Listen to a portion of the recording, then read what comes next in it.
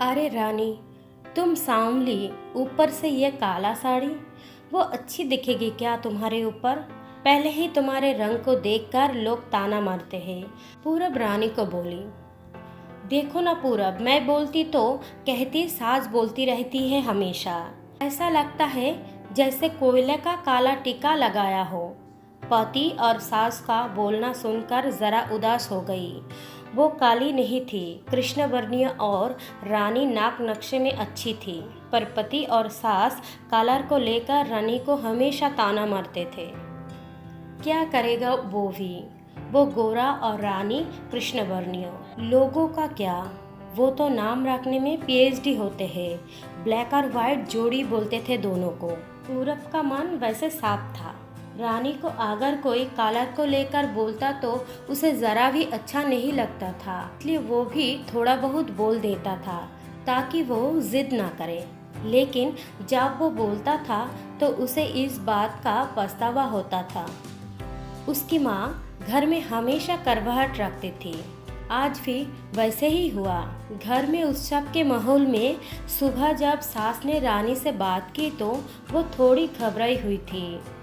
उसका चेहरा भी शांत था। पूरब वास्तव में खुद पर शर्मिंदा था। अपराधी की तरह बैठने के बजाय वो काम के लिए बाहर गया। कई सारी महिलाएं काली साड़ी पहनकर सड़कों पर चल रही थी। सभी ही गोरी थी ऐसा नहीं था, लेकिन उन पर वो काली साड़ी अच्छी लग रही थी। पूरब काम की जगह पर गया। उसका बचपन का दोस्त विकी और उसका पूरा परिवार साथ में था। जान पहचान हुई तब भी पीठ के पीछे से विकी की पत्नी आई। वो भी काली सांवली थी, काली साड़ी पहनी थी उसने। पीछे से एक आवाज़ आई, प्रतीक्षा दीदी, अच्छी दिख रही हो आप। आपकी साड़ी भी अच्छी है और आप भी। प्रतीक्षा के चेहरे पर खुशी आई। उससे ज़्यादा विकी खुश हो गया था। पूरब विकी को कौतूहल से देख रहा था। विकी ने वो देखा और जाना। वो पूरब के सवालों को हल करना चाहता था। विकी ने पूरब से सीधी ही पूछ लिया, पूछो तुम्हारे मन में जो भी है, मैं तुम्हें उसका उत्तर देने के लिए तैयार हूँ। पूरब पहले हड़बड़ाया, फिर वो बोलने लगा कि नहीं नहीं, ऐसा कुछ भी नहीं है। विकी ने पूरब से कहा, तुम मुझे नहीं जानते क्या? मैं लोगों का मन कितने अच्छे से पढ़ सकता हूँ। तुम तो मेरे बचपन के मित्र हो। तुम्हारे मन की बात भला मुझसे कैसे छुपी रह सकती है? विकी आगे बोला, चलो ठीक है, तुम्हारा सवाल भी मैं ही बता देता हूँ। तुम यही सोच रहे हो ना कि मेरी पत्नी जो रंग से काली है और आज उसने काली साड़ी पहन रखी है, फिर भी वो और मैं इतना खुश कैसे? पूरब सब कुछ शांति से सुन रहा था और कुछ भी बोल नहीं पा रहा था। विकी ने बोला, काला रंग ऐसा रंग है जिसमें दुनिया का कोई भी रंग मिला दो वो कभी नहीं बदलता, यानी कि किसी और रंग की संगत में वो अपना अस्तित्व कभी नहीं छोड़ देता। इसी प्रकार प्रतीक्षा भी दिल से एकदम उस कलर के जैसी है। कभी भी रंगीन ना होने वाली लड़की है। वो अपनी मर्जी से जिए, यही मुझे लगता है। मैं उसे खुश देखना चाहता हूँ। लोगों का क्या, वो तो बैठे ही है बुरा भला बोलने के लिए। गोरी औरत रही तो छिपकली बोलते हैं, काली होती है तो चूहा या कौवा बोलते हैं। क्या क्या नहीं बोलते लोग। ताना मारने वाले मारते रहे, हमें हमेशा खुश रहना चाहिए। वही मैं अब कर रहा हूँ। वो सुबह मुझे बोली, मैं कैसी दिख रही हूँ? अच्छी लग रही हो। तुम ऐसे बोलने पर उसके चेहरे पर वो कोलगेट स्माइल देखकर मुझे सकारात्मक ऊर्जा मिली। घर से बाहर निकले तो सभी बोलने लगे कि अच्छी लग रही हो भाभी। हम दोनों ने अच्छे मन से ये बात सोची, कोई ना कोई ताना मारने के लिए ही बोला होगा ना। इस वजह से जीने की दिशा क्यों बदले? पूरब को उसके घर का सुबह का माहौल याद आया। वो खुद पर ही चिढ़ गया।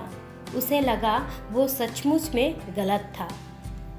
मैं ही रानी को दुख देता हूँ, इस वजह से सब उसे बोलते हैं। अब मुझे ही अपनी भूल सुधर कर उससे माफ़ी मांगनी होगी। उसने हंसते हुए विकी को अलविदा कहा। अपना काम निपटा कर वो एक साड़ी की दुकान पर गया।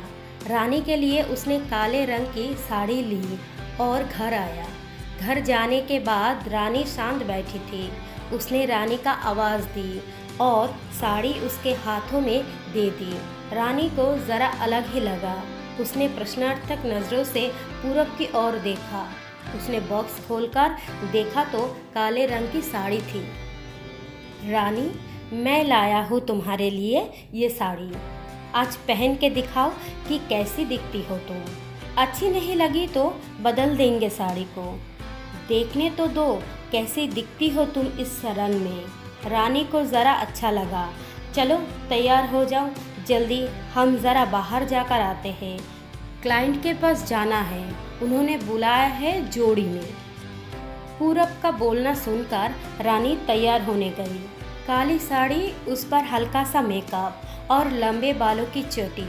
पूरब भी क्या, पूरब की माँ भी रानी को देखते ही रह गई।